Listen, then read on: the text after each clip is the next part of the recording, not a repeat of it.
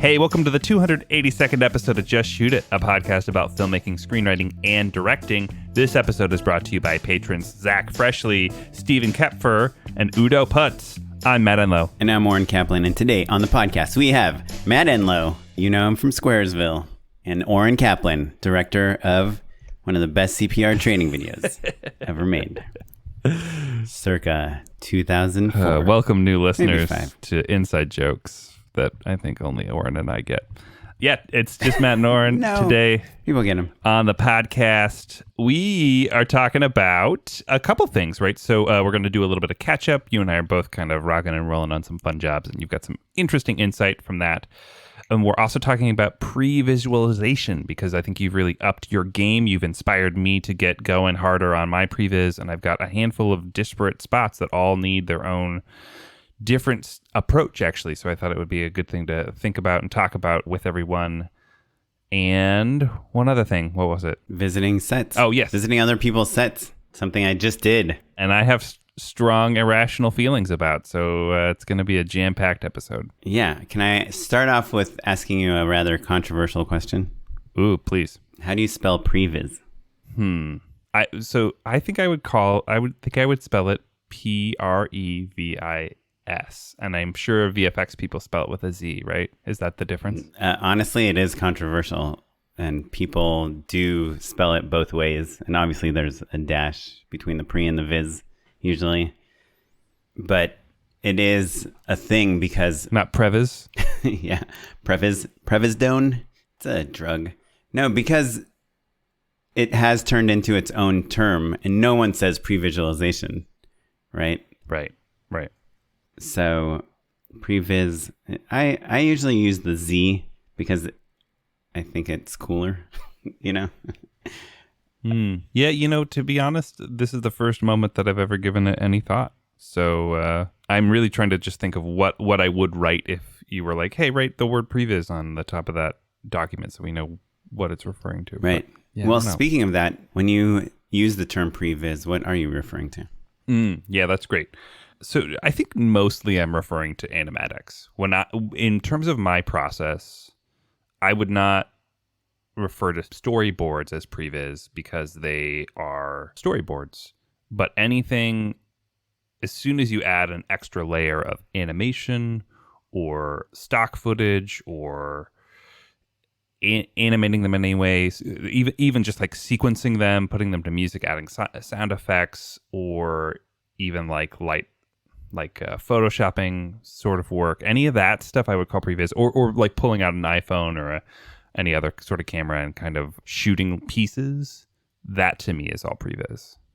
And I would say maybe concept art is also previs. But look, that's all. What we're really talking about is like the way in which our processes have evolved, and why and when does it make sense to get more involved with the prep of a project? Yeah.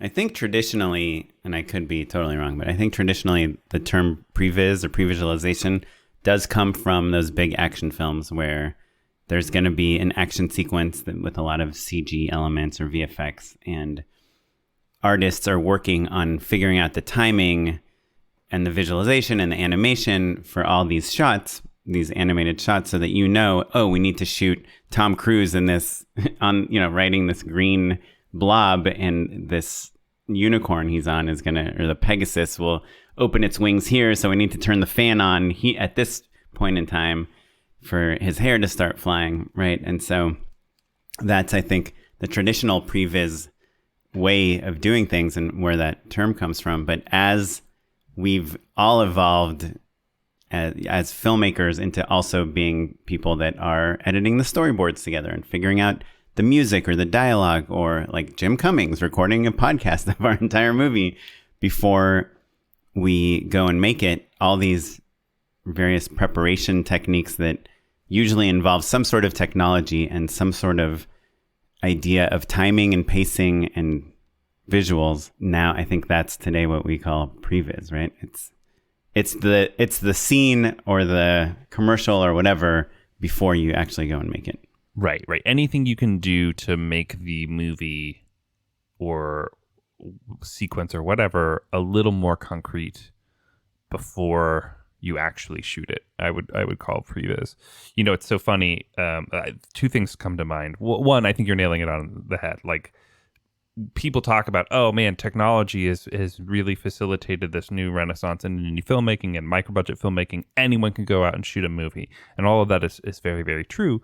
But also that means that anyone can do quite thorough pre-viz in advance of shooting as well. Because like you basically have the world's largest sound library available to you in YouTube ripoffs and or YouTube sound effects, or you can cut together an animatic super fast now thanks to Premiere. All of that stuff means that your prep game has gotten much more serious as well. And I know that you've made some very serious strides in terms of your Blender work that we'll talk about in a second. But the other thing that it made me think of, we've talked about it before, but have you watched that show on Netflix, The Movies That Made Us? No, but I think it's been mentioned on this podcast before. Yeah. I think maybe it's probably been brought up plenty of times, and I'm sure plenty of our viewers are, it's just kind of like a new version of like why is E.T. good type of thing? Yeah. They're like poppier versions of DVD special features. It's like the story of how a movie was made, and one of them is Back to the Future, and Back to the Future is a movie that I really truly love. Deep cut, everyone. Yeah, it's pretty but good. anyway, the lore of that film is, Eric Stoltz was originally supposed to be Marty McFly. They cast him. They shot a bunch of scenes. And, you can see some of that footage online or on special features and stuff like that.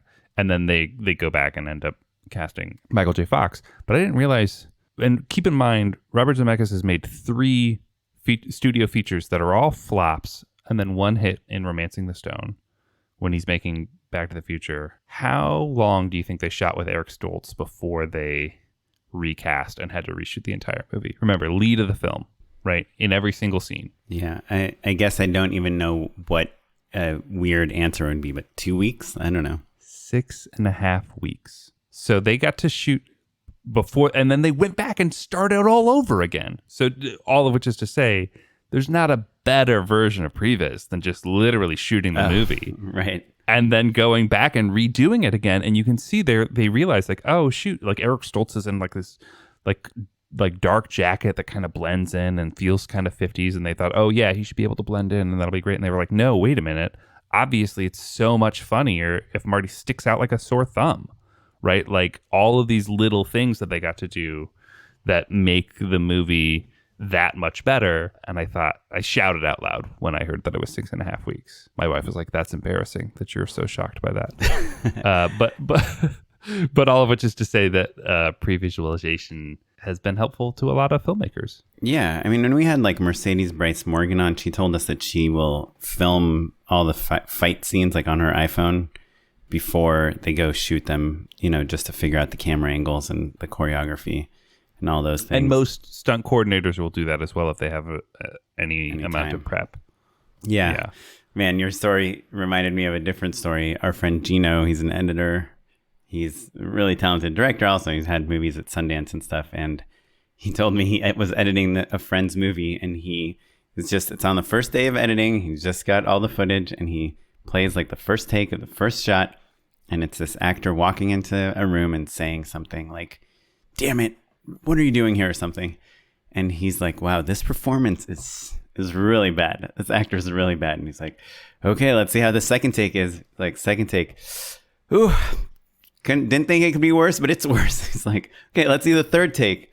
Pulls up the third take. It's like, oh my God, this guy just does not know how to act. It's so bad. He's like, should I go to take 4? I don't even know how to edit this movie.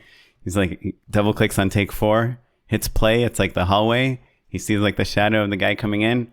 He walks in. It's a different actor. they like recast him 3 takes into the day.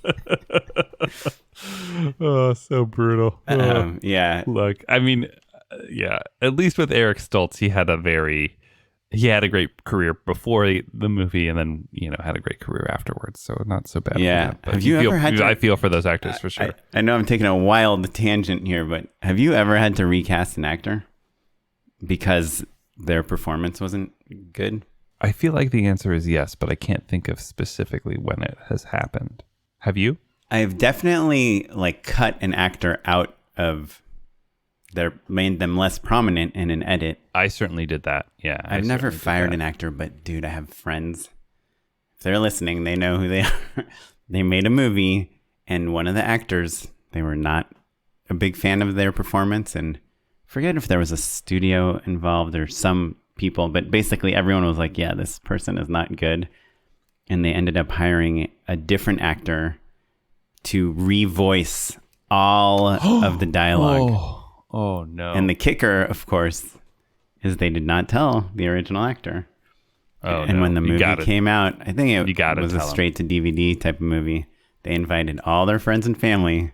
They bought the Blu-ray or whatever, and they're like, come to my house and watch this. You gotta tell them. And the actor hits play, and then everyone's like, that is not your voice. Did they do something? Wow, they were like remixed it, or they added some bass. Boy, man, that's the worst. Because so I've actually been on the receiving end of twice in the last month, and I've told you about both of them, of reading an email that I should not, that was accidentally forwarded to me. Like it was part of an email thread, and the last thing had to do with me. So somebody added me, like plus Oren me. And I read through the thread, and twice, this has happened recently, like someone said something not that nice about me. And it's just like so hurtful, right? Like it's a real huge blow to the ego. So, one of them was a comment on my work that I'm trying to be funny and I'm not funny, whatever. And another one was about it was actually a VFX thing, which I would think I wouldn't be sensitive about, but someone was like, hey, maybe we should try a different artist. I don't really like what Oren's doing here. You know, and innocent enough, right? Totally normal thing. Like you and I would have that type of conversation about creatives all the time. Yeah. But just to see that in an email about you when you know you weren't supposed to see it that's the worst part. I mean, the truth of it is that like I think both of those people, I imagine, would just be more tactful if you were there. You know? Oh, 1,000,000%. And with actors, I realize they get those gut punches all the freaking time. Dude, my casting director on this last project I did, she told me, she's like, make sure not to write anything in the Zoom chat because the actors can see it. I don't know how many times I have to tell people. Don't write like this actor sucks in the Zoom chat. The actor will see it pop up on their screen. Heartbreaking. I'm sure you've seen the and then I promise everyone we will get back on track.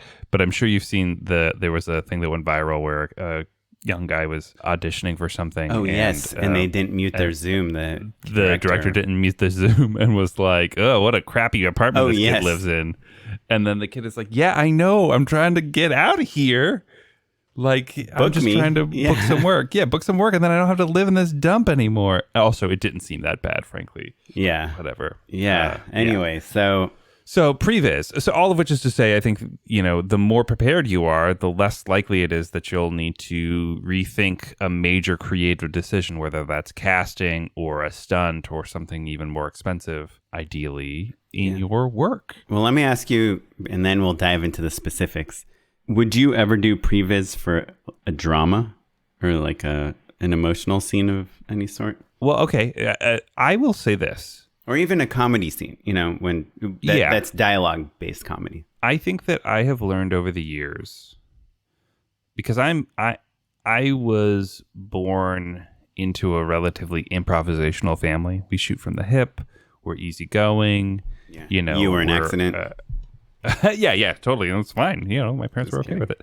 But like I was born in that world. I'm okay with that. It's like, it doesn't make me feel unstable or out of control the way I think it makes some people feel. And so there's an improvisational element to my work, certainly. Like I like to let, inspiration strike me and all that. That being said, experience has taught me that the more prepared you are, the more thorough that preparation is, the more informed your improv and your inspiration is. And so it's not that it ever limits me in any way. You never get stuck in your ways because, I'm so loosey-goosey. But I just know why something will work better or won't work because I've kind of already done it, basically, is the whole point of prep. or at least I've thought about it very thoroughly. Yeah, and you have backup ideas too. You know, we're going to do this thing. It's going to be super funny when this water balloon explodes on their head. But if it doesn't work, here's this other gag. Like after the balloon explodes, the confetti falls and it sticks to their head, whatever. Right? Like, yeah, exactly.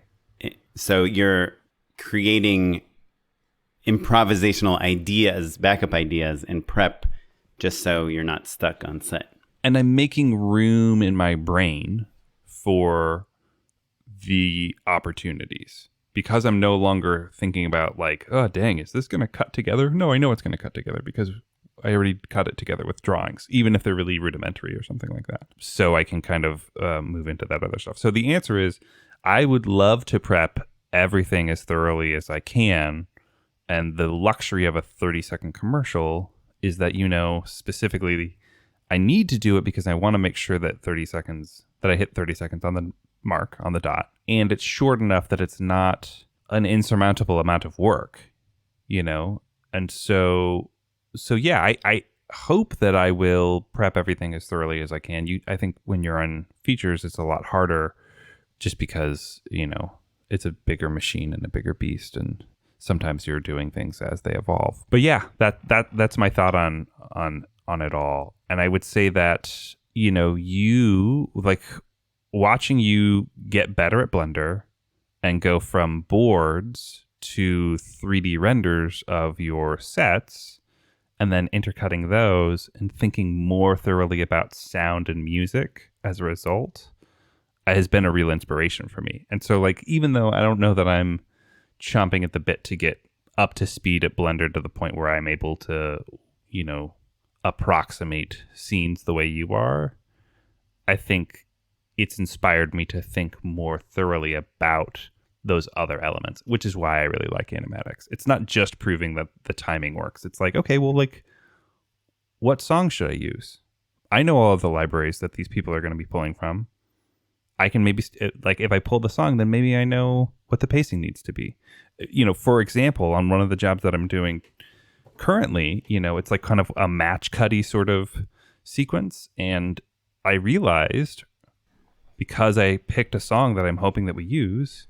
Wait, what do you mean by match cutty? That it's like similar frames are cut back to back with each other? Yeah, exactly. It's like two different scenes where the composition matches each other to the point where you're seeing a visual comparison through montage, right? So, you know, you see someone screwing something on, and then you cut to a person tightening a car part, for instance, you know, and you're like, oh, I see, like, there's a difference between these two scenes, but because of the way that we've composed them, they look similar. And so we're creating a connection between them. Yeah, that specifically is because you have inserts. It's really great, like inserts of action. It's really great to figure out how the sound effects fit in between the dialogue and the music. Exactly, how they all feel together. And it gave me the realization in cutting together an animatic that I thought we needed an additional beat for timing, just to kind of get the tempo and the pace right. If I hadn't done all of this pre-viz, all of this work, I probably wouldn't have realized a creative point of inspiration until the edit, basically, and not been able to do anything about it. And look, I could still be wrong. It could be something where we end up going exactly as it was originally, you know, incepted or concepted, but as I see it now, I think I have a very clear way of making it significantly better thanks to having cut it all together myself. Yeah. Yeah, and even something like, let's say you are editing it and you're like, okay, we have an insert shot of a car being washed, you know, rubbed, whatever, like a squeegeed, and then a shot of a lug nut being tightened. Sometimes in the edit, you know, it makes sense in your head because it's like a montage, like insert, right? And then we do something else, like these match cuts, but when you edit it, you're like, oh, wait, I feel like I need a third one, you know, because now you're feeling that rhythm. Or you're like, oh, you know, what would be nice here is if the lug nut is like 2 clicks, like, you know, with the socket wrench. And so now when you're on set, you're like, oh, let's get a take where you like turn it twice or turn it down and back up. You know, just you start feeling the rhythm of the shots, which, you know, is easier to do with dialogue. And maybe that's why we pre-viz dialogue scenes less. But it's harder to do with action and inserts and montage. And so I think when you start editing those, especially if you have an idea of the tempo or the song that you're going to use. It's so helpful because you start finding other ways to give your work personality that aren't just dependent on a shot of this actor intercut with a shot of this car driving. You know, like you're using the tools of editing and creating your story before you've even shot anything. Before you shot anything, when it's cheap and easy and you have time to kind of change your mind and no one rolls your eyes when you're like, what if we tried it this way? You know, let me ask you, Oren, in your process, because like I said, you do Blender, you kind of build the scene, right? And you've talked about on the show how literally building it means that it forces you to think through what you want in the background because you have to put it there, literally, right? Yeah. Do you Sometimes, voice the characters? Well, about putting things in the background, sometimes it's an issue because I'll just randomly grab some 3D model off the internet, and then the client's like, "Hey, where's that xylophone?" or whatever, and you're like, "Oh, I just wanted some instruments, so I put it there." And they're like, "Well, the agency really loves the xylophone. We need to get one." And so I feel bad sometimes when I'm art directing just based on what 3D models were. It's like 2 a.m. and I'm just, oh yeah, this will work. I'll just stick this thing in the background. Yeah, you're just like downloading whatever you can get free online. I've had a shoot where it's like, ooh, like I love the lighting. We have a lamp here and we have Christmas lights here and we have this and that. And then we get to set and the art director has gotten a smaller lamp and like less Christmas lights. And the cinematographer is like, your storyboard was so much better because the lamp was this big wide lamp. And now we have the skinny lamp and it's just, the whole composition's off. And your shopper is just like, yeah, I went to Target. This is the lamp they had. Yeah, but yes, I do voice. Sorry, but before we get to my question, thank you, because I want to talk about that a little bit. But it is a tightrope that you're walking with people being really literal, right? Boards, for instance, are there to show people explicitly what is in your head and what you are intending to shoot. And so, like, sometimes a storyboard artist will just like draw a little something in the background or whatever, or like, you know, it'll be the old version of a product or the old version of a label or whatever, and you'll have to spend a couple $100 to pay that person to redraw that frame because the barcode shouldn't be there or whatever. So I think that even if you never intend to show agency, client, producers, crew members, anybody, your pre-viz, that work, you know, I think that it is worthwhile because sometimes it is a little hard for people to wrap their heads around it, especially if it's relatively abstract, if it's a thumbnail, if you don't have the time to really give it that polish that really puts it across. But that's exactly the other reason why I like to start putting in sound and music, because it helps flesh things out more and connect the dots for people even better. And maybe, just maybe, they fall in love with the song that you picked, which would be nice. Well, I've had 4 jobs in the last few months where I pretty much... this is going to sound like a dick thing to say, but I don't mean it in any bad way, but I pretty much designed the sets because I built them in Blender, and then I showed the production designer and they're like, well, is there anything about your set you don't like? And I'm like, no, I like it because I designed it the way I would design it if I was a production designer. And they're like, okay, well, we're just going to build the set like you designed it. Like, why even waste time on like getting things approved? So that's good and bad, I think. You know, it's bad because I'm not getting their input on the design, but so I have this job coming up. It's shooting next month, and the budget, it's a little tight for what we want to do.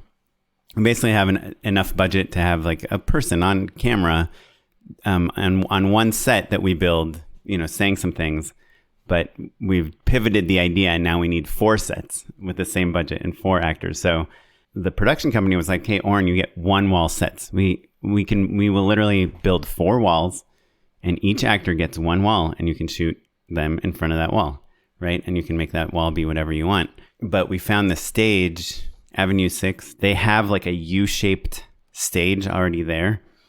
And so I'm like, okay, well, we have this super long wall. It's 44 feet across. And then we have these 2 returns. So we already have this U.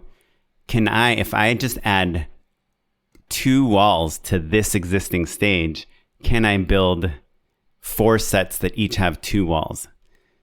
So that I can shoot into a corner and I can get some coverage and I can do a reverse insert shot or I can do a profile shot without using any more walls than they originally gave me. And so for something like... Hold on. I want to dissect that just a tiny bit because I think it's worth explaining to people. So the reason that the producer said you only get 4 walls is money, purely. Right? They're just like, they know it would be better if you had more walls, but they just only had...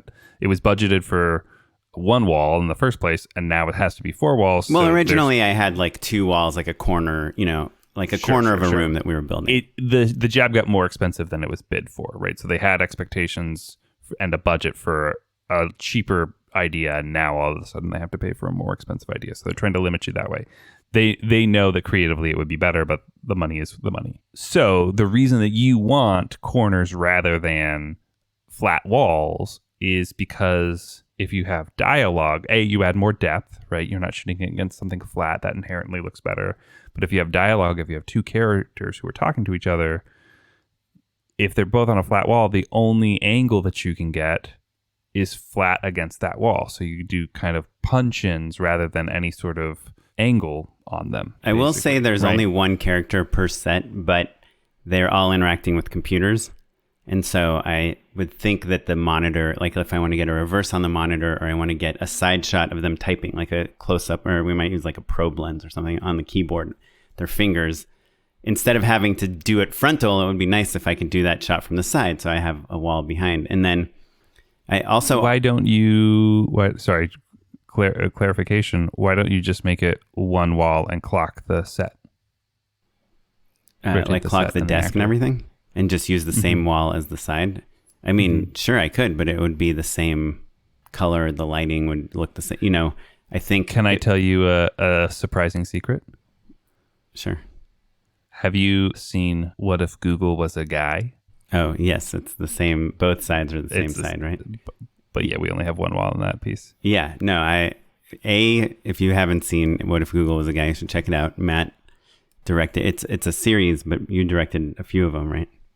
I did the last half. Tim Wilkheim did the first. Oh, yeah. So it was Tim's decision to do the 1 wall thing. And again, it was just a budget thing. They flipped the desk around and that's that. Yeah. Yeah. And I think What If Google Was a Guy, part of the aesthetic of that is it's supposed to look like a super corporate, like kind of cubicle-y type of company. Like, hey, welcome to the office. And it's like everything looks the same and it's kind of generic. Right. I mean, it looks good, but there's an air of like, office space to it, right? Like that type of vibe. Yeah. It's meant to feel fluorescent and And I'm trying to do something. Mine actually get much dirtier. Mine it's a sloppier place, which makes less sense for Google actually. Right. Yeah, but with more kind of clutter and stuff. Yeah. Which is awesome. Yeah. And that's what you do, I think, when you have 1 wall. You're like, what can we put in front of that wall? But yeah, so I did that Keebler campaign, the crackers with the Angela Kinsey, if you go to my website, you can see it. And we had 1 16-foot wall for that. And we were just battling it the entire time. And all we had was 1 actor in front of this wall. But as soon as you move the camera back, if you want to use any wide lens whatsoever, your actor has to be like 6 feet away from the wall. And when you put an actor 6 feet away from a wall, it's very hard to sneak a backlight in behind them. It's hard to get them to have a big range of motion or to do anything, to spin, to dance, to jump, to walk. You can only have them walk sideways, but then you can only have them walk sideways like 2 feet before you lose that wall. But once you have a corner to shoot into, aside from the fact that, I have like a man crush on Wandering DP, the YouTuber who says his number 1 rule is like shoot into the corner of the room. But it just instantly gives you contrast, like seeing 2 walls. It helps you determine the direction of the light, right? 1 wall is going to be brighter than the other wall. You can fake a window and you can see the window light on 1 wall, and it's just this whole extra layer of depth, like you said, that lets you do things. And it also allows you to bring your actor way farther away from the wall. And if, let's say it's a person sitting at a computer with a desk and you have 2 walls in a corner configuration, then you can get a frontal shot on them and a profile shot, right? So it just gives you options. And I think, as we know from like Cinema 101, the more different your 2 shots are, the easier chance you can cut between them and no one will notice the continuity issues or any of the other issues. So anyway, I had 4 one-wall sets, and I wanted to build 4 two-wall sets out of them. And I knew that this stage already had a U-shaped walls, like stage walls, like where we could put lights behind them and things. Right. And we could right. paint So them. you're trying to steal 2 of the existing, really 3 of the existing walls, and then build on those. And add 2 walls. Yeah, one right in the middle, splitting the stage. So that gives me 4 corners already, but then another one that gives me a couple options to just make not every set look exactly the same. And also, we wanted to paint the walls. I wanted to do things to the walls. Did they let you do it? Well, because it's so boring. But the shoot pushed and the stage is no longer available. But we'll see. But I'm going to try to do this plan. But for that job, my Blender work was less about art direction and camera angles, even though it was a little bit that. But it was more of saying to the producer and the production designer, look, we can do this with 2 walls. We can get 4 corners that will look good, and you can paint them, and you will never have to see any wall in 2 sets. Yeah, well, and I think that's another interesting part of pre-viz. It's not just about us figuring out what we want. It's also communicating to the rest of the team, and that can be, a version of like, look, I don't think this is going to work, or see how cool this will be, which is also a thing that I have managed to pull off with these current spots a little bit of like, hey, look, like I think, see how much better it would be if we did it this way. I think this could work. And that's not combative, right? Like everyone has been very, it's rare that you're working on a project where people aren't interested in making it awesome. It's just that everyone has different roles that kind of force them to limit some of the creative possibilities sometimes. Yeah, but also on a commercial, on a smaller job, on something, let's say you're making a short film on the weekends and you have a day job, doing pre-viz takes a lot of time. So you as a director, you have this job, you have this shoot coming up, and you could, do a day of casting, do a day of location scouting, do a day of meetings, do a day with the storyboard artist, all these days, right? So that's already like 5 or 6 days travel and all that stuff. I'm only on this job right now. Or rather, I was on 2 jobs at once actually a few weeks ago, and there's no way you have the same amount of time to do this sort of work. It's truly a luxury, Yeah. So already without doing anything extra, being the director of a 1-day shoot is like 6 days of work just before you even get to that shoot day, right? So pre-viz is like another 1 or 2 solid days of work. And this is, I'm talking about just kind of like either playing in a 3D program or shooting some stuff on green screen or doing something with your iPhone and like your friends and then editing it together. That's 2 days of work that you basically don't get paid any more money for. I'll counter you though, actually. And I think this is maybe one of the big differences between our processes is because I always have to board things out for agency just so that they see what I'm aiming for. So that work is already part of the job.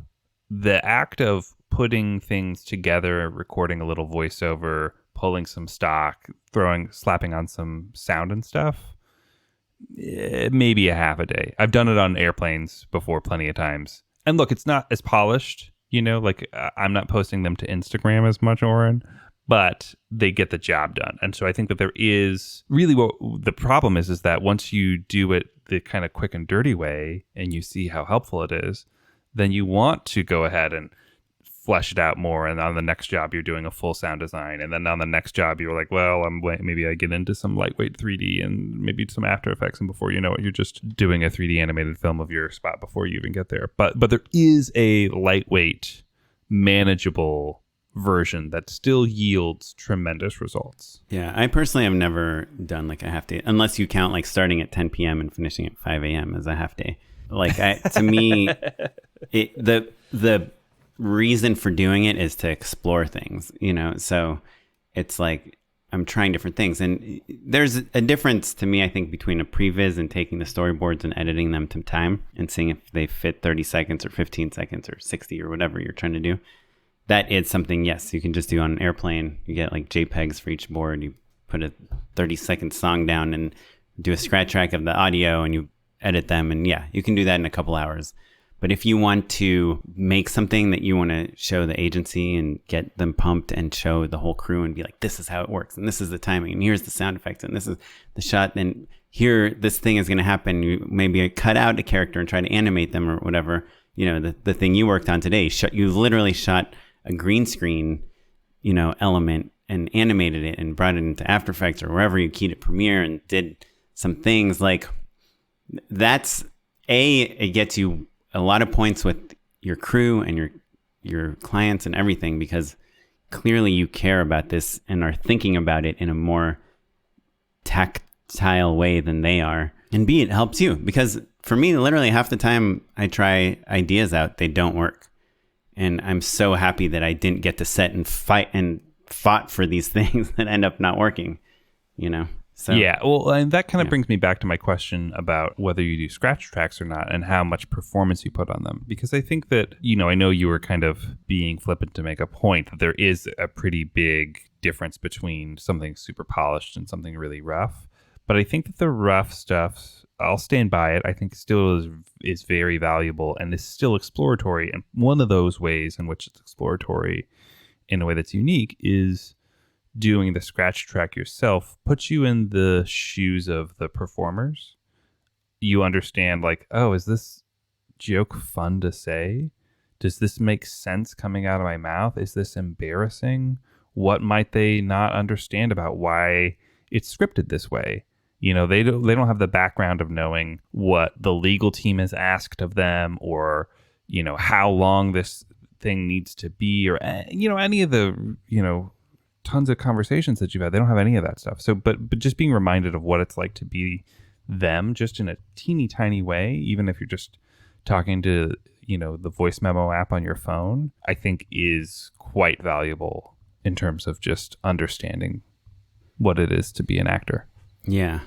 Well, add this to the list of things I probably shouldn't say on the podcast, but if you go to my Instagram page, I did post a side-by-side video of something I made recently where I acted out all the parts and then I edited it, intercut it with the final product that we actually shot with a professional actor that, is known, famous, kind of known in some parts, was on some TV shows and has a big social following and is an actor, is a professional actor. And there are some people that thought potentially my performance might have been a little more right for the project. I know I was one of those people. And so I'll take a little bit of heat off you. But that's more about, again, you understanding the context of like what makes this funny and how it's going to work together. Right. And the timing of it and how the timing, I think a lot of TV actors and feature film actors don't get the timing of commercials, that how fast it has to be even mildly entertaining. And so, but when I acted that out, I was like, oh, this could be funny, because I feel like when I'm doing, I could see me, but a funnier, better, trained version of me could really kill this. Mm-hmm. And then, well, and it's worth pointing out, if I recall, the reason that you did that, the reason that you put on a bathrobe and some makeshift costumes and stuff was to prove a VFX idea was feasible. Yeah. Right. Basically one actor playing two parts in the same scene. Right. Yeah. And hey, it's okay to, it's not, they don't have to be clean singles the whole way through and lock-offs, but you got all that extra added value of understanding things better. And I think that that's the other thing that the industry has sort of learned is like, oh, it's not just for action scenes anymore. It's not just for the stunts that are super dangerous or the stuff that's going to be incredibly expensive to do in CG. It's valuable for everything, you know? Yeah. Well, this might be an interesting segue to one other topic I wanted to touch on today, which is about visiting other people's sets. Because this week, I was the VFX supervisor on a commercial, and so I went to somebody else's set. I was not the director. I only had to go there for a couple hours, which was a pleasure. And we were shooting the scene where this girl has to mix some cocoa with a teaspoon. And then we cut to a shot of the mug and something happened, like a visual effect. That was my shot. That's what I was there for. And I said to the director, I said, I think obviously she should take the spoon out of the cocoa before she leaves the room so that when we do the visual effects shot, there isn't a spoon in there. It'll complicate everything. And he agreed with me. But part of the blocking now of this scene is this girl is mixing the cocoa and then she has to pull a spoon out and it's got hot cocoa on it. So it's dripping. So she has to carefully put it down. And it's literally adding like a second of time onto this shot. In a 30-second commercial, a second makes a big difference. And any normal person would probably like lick the spoon clean before they put it down. I should have you talk to Kara because I lick my utensils a lot and she thinks it's disgusting. I don't know.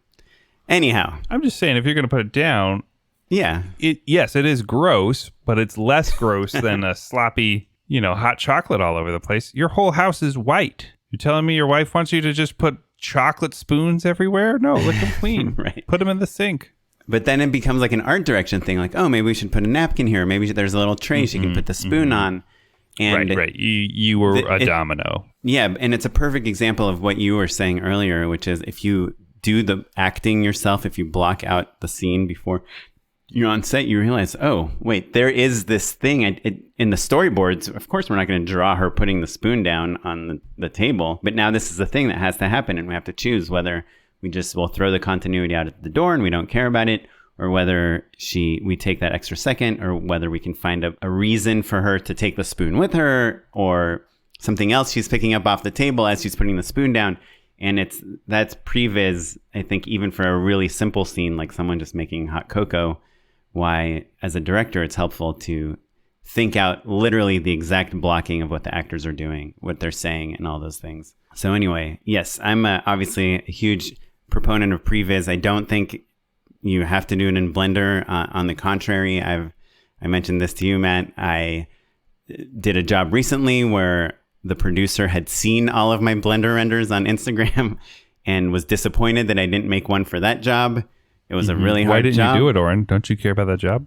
I cared about it very much, but I did for that job. There was a lot of green screen elements and resizing of people. And I thought, because I have limited time to do pre-viz, it would be more important to shoot myself on a green screen and comp it into some shots to see how that would look, as opposed to spending a day or two in Blender building models and choosing camera angles, because the camera angles were easier. Did you have boards? Did you do boards with a board artist or no? Yeah, I had two. So there's 8 spots. So I had 2 different board artists working on it at the same time, which is honestly, storyboards are like really stressful to me. Yeah, it just it's a lot of work. But anyway, well, let's hop into that you were segueing so cleanly. Yeah, that's the so proud other of you. Topic of being on other people's sets. So I was actually talking to a previous guest, Seth Worley, on my way over there because he's helping me out with this visual effects shot. And he said, isn't it just such a pleasure to be on a set where you are responsible for so little, where you can just kind of come in, check out craft service, which, by the way, the craft service was pretty good. I got a banana protein shake with a shot of espresso. I heard like the Key Grip order that. And I was like, whoa, do you mind if I steal your order? It sounds delicious. Yeah. No, pro tip, definitely like ordering whatever, like camera or like keep an ear on comms, basically, because there's a department that knows what the good shit is. And well, it was day 3 of the shoot, but it was my first day there. So everyone already knew like what to order.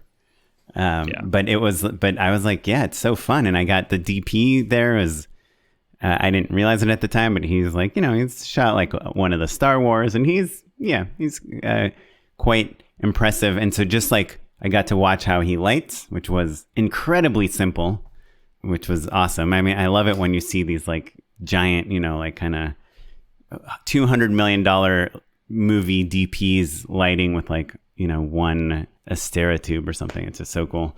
And then I got to watch the director direct. I got to watch him interact with the actors. I got to watch like the camera team do their thing. And it was just a pleasure. And then I was like, okay, I'm done. I'm out of here.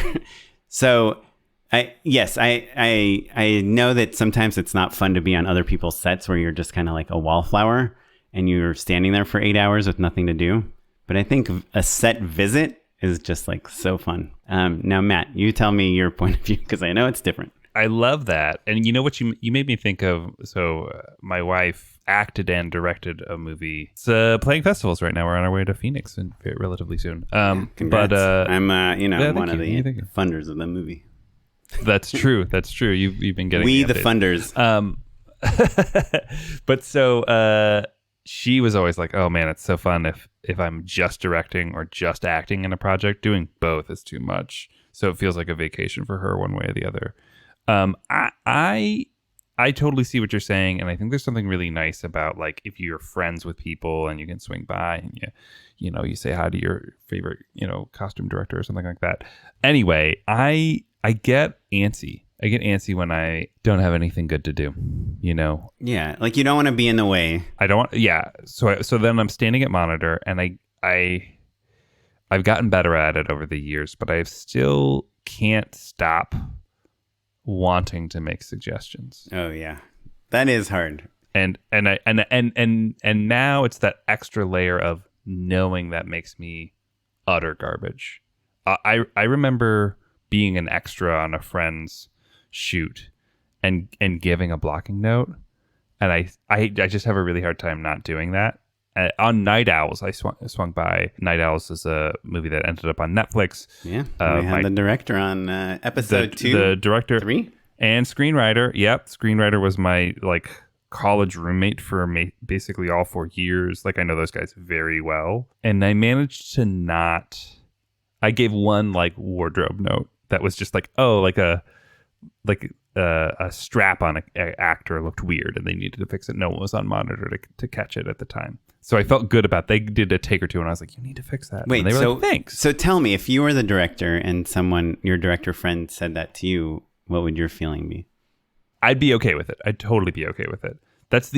I'm telling that anecdote because that is the only circumstance where I've given a note where it was at all appropriate.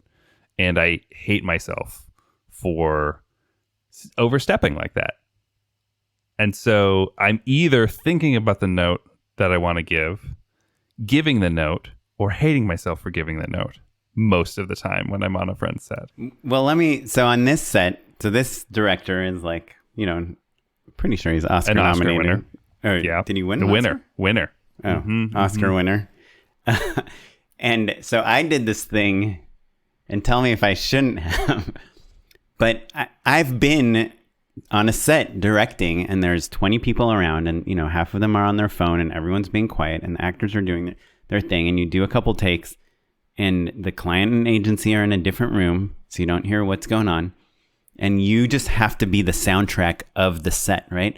You're like, that was awesome, that's so funny, that reminds me of what I did last night, okay, let's go again, and so I did this thing, and it was subtle and quiet, and I don't even know if it was registered by the director, but I was like, oh, that was good. That was a great take or something, or that looked really good, I just kind of gave little tiny compliments, but it wasn't like, whoa, that was great directing. It was like, oh, that that was really great. Yeah. Because when I'm on set and I have an AD that's at the monitor with me and they're like, oh, that was good.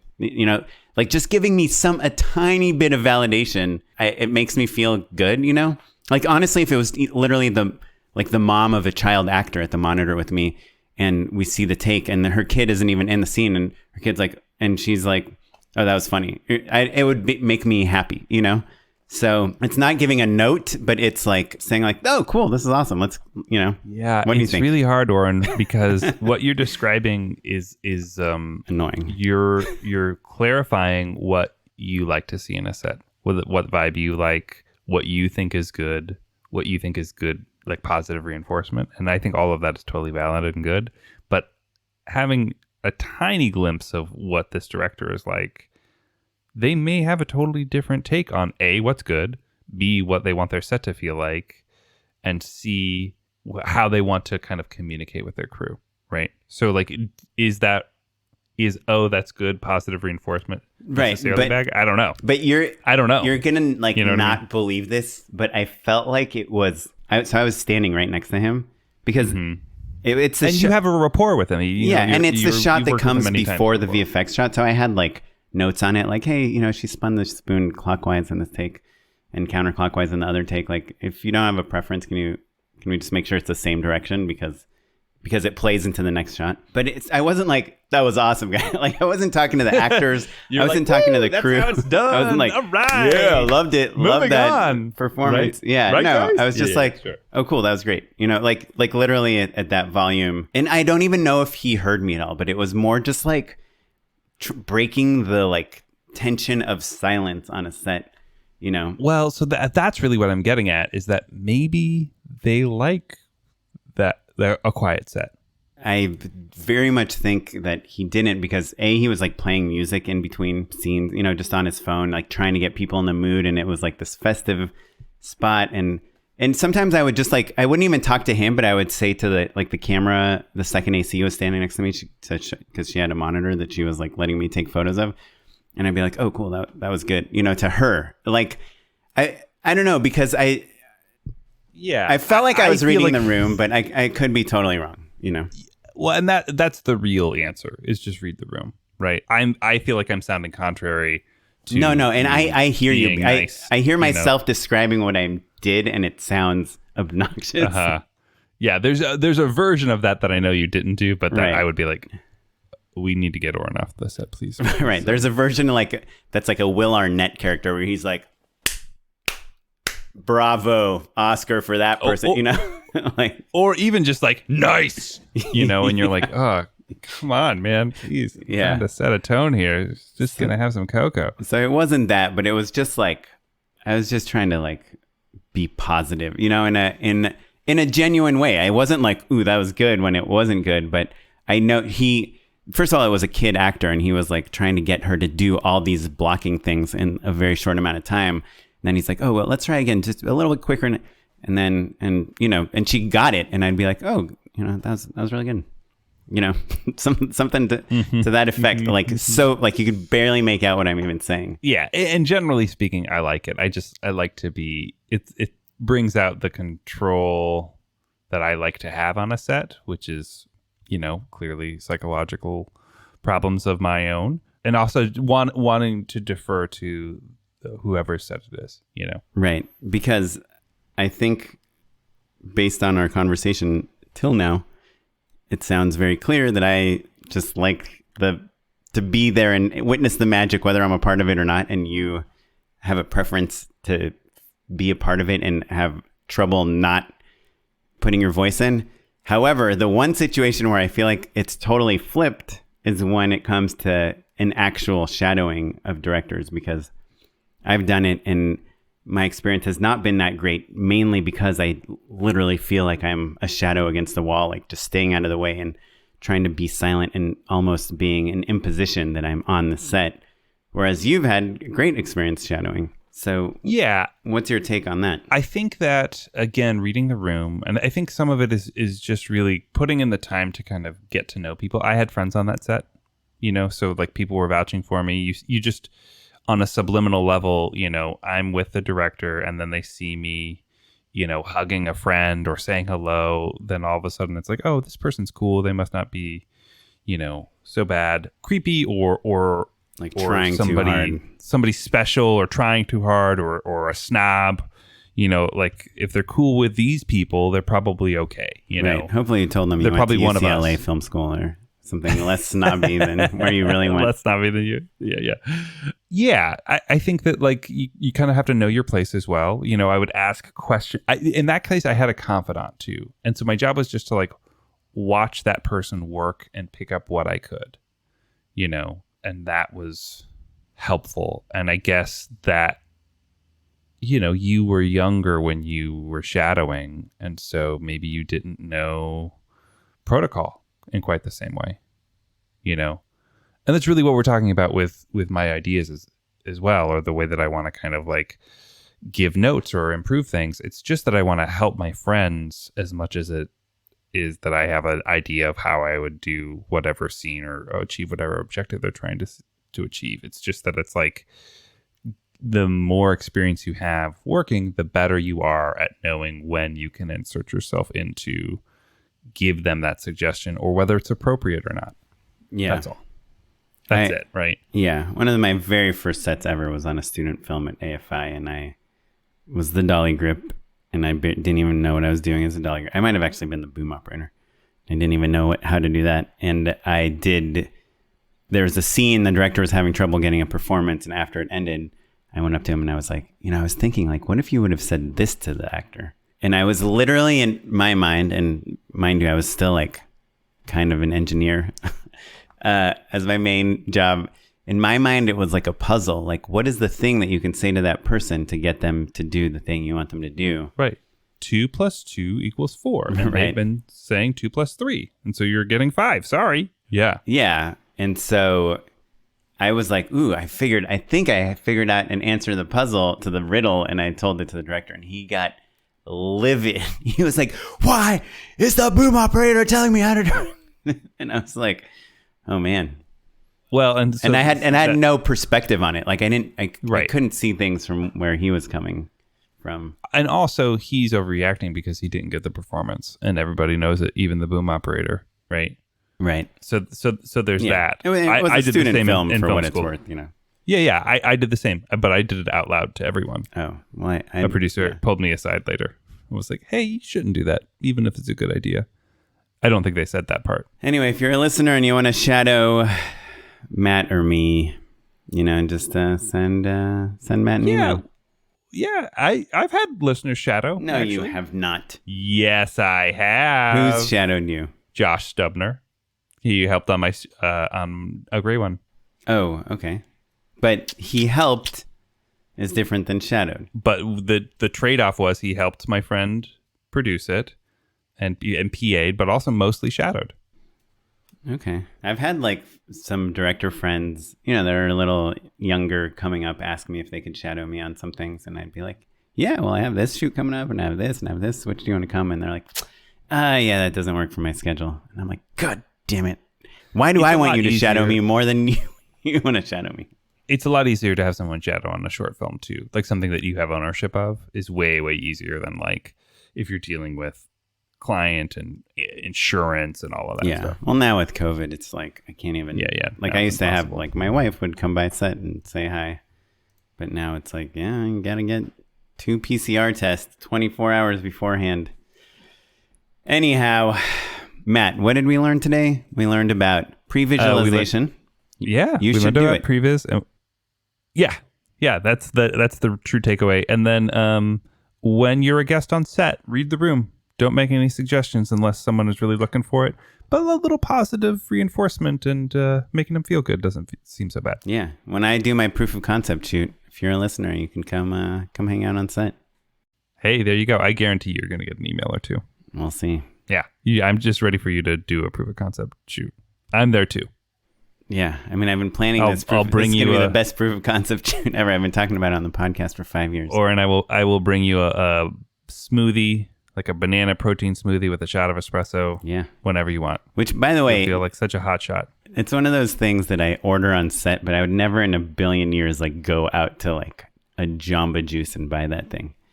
It's more of like a just opportunity knocked. I'll get a smoothie every once in a while. I'll get a smoothie every once in a while. A banana protein smoothie with a shot of espresso. Come on. Yeah, chunky monkey. Indulgent. It's pretty good. Okay. Matt, do you have time to join me for an unpaid endorsement? I do indeed. Unpaid endorsements.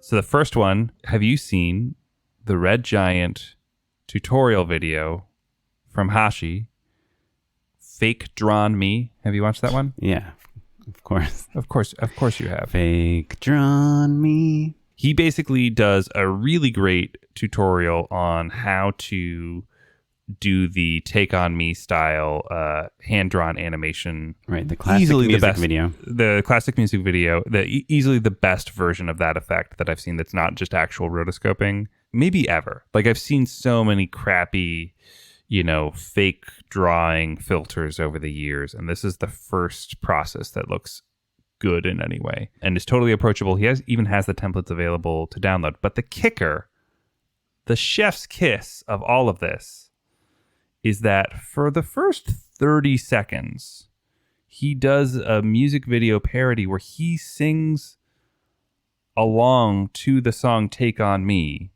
explaining how to do the tutorial fake drawn me, and it's quite exquisite. It's really well done. It's really good. And I know people on Twitter are like, we can't ever make another tutorial after you did this. That's it. It's so good. Everything so is good. bad compared to this. Yeah. He is inhuman in his talent. Yeah, so good. So good. So well done. Fake drawn me. And then the other one is a real curveball. But as we've talked about over the pandemic, I've taken to digging through virtual old record stores. And I was doing that on Discogs.com, looking through a seller's novelty and soundtrack selection, and found a 7-inch record called Dance to the E.T. Theme. And it is a disco remix of the E.T. theme that I purchased for myself and cherish very much, but is available on YouTube. And it is legitimately weird and kind of a jam. So if you've ever thought, boy, I love the theme to E.T., but wouldn't it be better if I could dance to it? I got you covered now. Awesome. Well, Oren, what you got, buddy? Okay, so because I don't have a good endorsement, I'm just going to give 3 tips that I came up with this week that I've applied to my own life. Some life hacks from Oren Kaplan. Yeah. Is that right? Yeah. All right, hit me. Film-related life hacks. Number 1, you see an amazing short on Short of the Week or a Vimeo staff pick, and you're like, wow, the cinematography in this is incredible. The acting was incredible. Something was incredible. Just email the person that did that thing that you think is incredible and say, hey, let's grab coffee. And 9 times out of 10, they'll say, yeah, let's do it. Obviously, It helps if you live in the same city.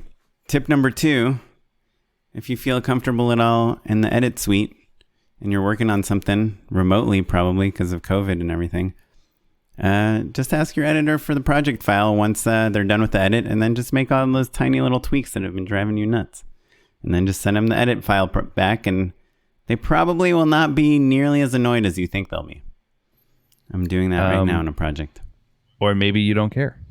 Or maybe you don't care. Or maybe, yeah. Because I see edits, I'm working on this 8-spot campaign. I'm like, they could have cut like half a second earlier. Or like, this should just be a little louder. This just needs 1 more second to land, or can we just slip this, like the person starts blinking their eyes right before the cut. Those things that you could painstakingly try to note to an editor, you can just do yourself and play around with things. And maybe you'll find out that the editor did things for a reason, so you don't have to bug them about it. Was all the footage online? Was it all in a cloud? Well, because of COVID and, a lot of projects now, I'm seeing it's like a Dropbox. So they added me to Dropbox. It was a 750 gig Dropbox sync I had to do. So it was like basically a day worth of Dropbox syncing. But I have a question, actually. Yeah. Are you syncing that 750 gigs directly to your hard drive? Or can you set it? You are. Okay. Yeah. I wish you could set a file to just go to an external hard drive. An external drive. Yeah. So who has 750 gigs laying around? What you can do is you can sync it to your local hard drive, then copy it to an external hard drive, then in Premiere, whatever editing software you do, make it relink it to the external hard drive, and then if you have the pro Dropbox account or whatever, like the paid one is, you can smart sync files, which means they're on Dropbox in the cloud, but they're not locally on your computer. And so I do that in order to save hard drive space, like my master hard drive or whatever it's called. Final tip: if you're trying to find out how much to charge someone for a job, just call the producer of your last job and ask them what they think. Hey, that's a good one. That's a good one. What the most you charge, because I just did that for a VFX job where I was like, I have a feeling they have a bigger budget on this job than on the previous job. I just want to confirm with the producer from the previous job if they think it would be absurd for me to send kind of a bigger estimate. So yeah, and even like directing, our friend Eben Kosbar, he's the one.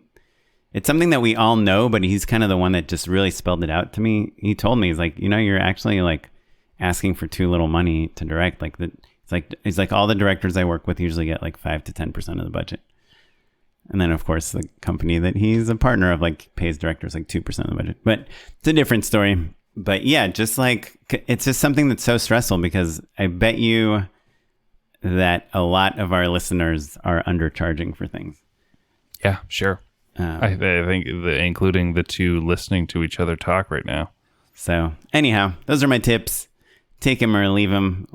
Email us to let us know that you have better tips, or that our tips are totally wrong, or that Matt's E.T. dance remix. Oh man, I didn't say it's made good, you but it is want to special. quit the business. Oh man, it's so good. I take it back. It's great. You can email us at justshootitpod@gmail.com. We love to hear from you. You could potentially leave us a voicemail, but you know what I've been hearing other podcasts say, which I'm now going to say on our podcast. Record a voice memo and email it to us with your question. It makes life really easy for us, and we don't need to work this Google voicemail thing. I think the voicemail actually is even no longer working. I think that it got canceled. That is something we've been hearing lately. Yeah, that's my suspicion. So send us a voicemail. Yeah, or a voice message. And you can find us across all social media. We're at Just Shoot It Pod. We're constantly tweeting and Facebooking and doing things. Unfortunately, we're losing our social media manager, Derek Aiello. Much love, Derek. Yeah, he is expanding. He's just got a big promotion and is very busy doing a lot of cool film related stuff. So if you're interested in being involved with our social media, let us know. We're looking to hire a new person. Hit us up at justshootitpod@gmail.com. And you can follow Oren at SmiteyPieleg on Twitter and at O'Kaplan on Instagram. And me at Mr. Matt and Low across all social media. This episode was edited by Sarah Weirda. Thanks, Sarah. And you're listening to music provided by the Free Music Archive and the artist Jazar. Yep. We'll catch you next time. Thanks, everyone. Bye-bye. Bye.